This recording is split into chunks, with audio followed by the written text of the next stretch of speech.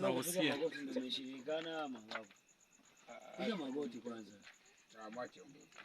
Kwanza mkono hivyo, mkono mchape. Polo. Toka mahakamani. Nakusikia mzee.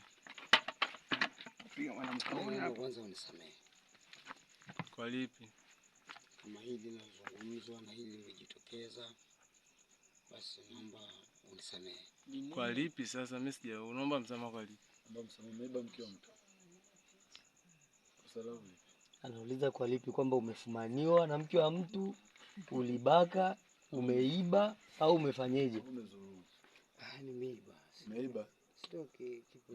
Mimi sasa siyajui, ni wewe useme naomba unisamehe.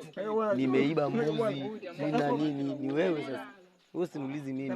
Kwani ulibeba ulikuwa na mimi? Kitu ambacho kinachosema naomba msamaha kwa Paulo. Kinasemwa na nani? Wewe ndo unatakiwa uzungumze. Kilichofanyika, hapana kinachosema kilichofanyika. Nilichokiomba mimi ni msamaha. Na kinachofanyika hapa ni msamaha. Ulichokifanya wewe unaomba sasa. Kwa nini unaomba msamaha? Si wizi. Ulichokifanya wewe. Wizi wa nini? Anaomba yeye nilikuwa. Sio kama niko naomba Paulo. Mwache muombe msamaha. Sio kama niko naomba Paulo. Kilichofanyika na sisi ndio tumefanya. Baze, kwanza kiri alafu uombe msamaha. Kilichofanyika. Naomba unisamehe. Kwa lipi? Akusamehe kwa lipi? Kwa wizi niliotaka kuuiba kwako. Utakuiba nini? Utakuiba nini? Ndio unaume. Leo vyuma kwa magongo.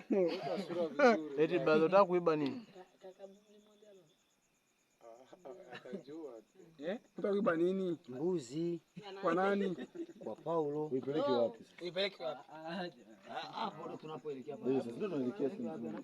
Uipeleke wapi? Uende kwa sehemu kuna soko yake. Mbona anataka kuuza sehemu? Maana ni madili ya Kuna soko lake. na soko Muulize kama ni mara ya kwanza ndio ameanza kuiba. Maana mbuzi na Ndio mara ya kwanza mama. Eti kama wewe makini. Sasa mafikira tunayo hivi. Nitakupiga mimi na mkaone. Tumbe amekufukuza masaa 20. Unaona? Karirani Katumbi Kanyasi Igano amekufukuza masaa 20 na Mgambo masaa 24. Sio jamaa ile kuwepo sisi. Akometu anamkusa mtu na unakaa sababu mtu wewe jamani mwizi. Basi kata.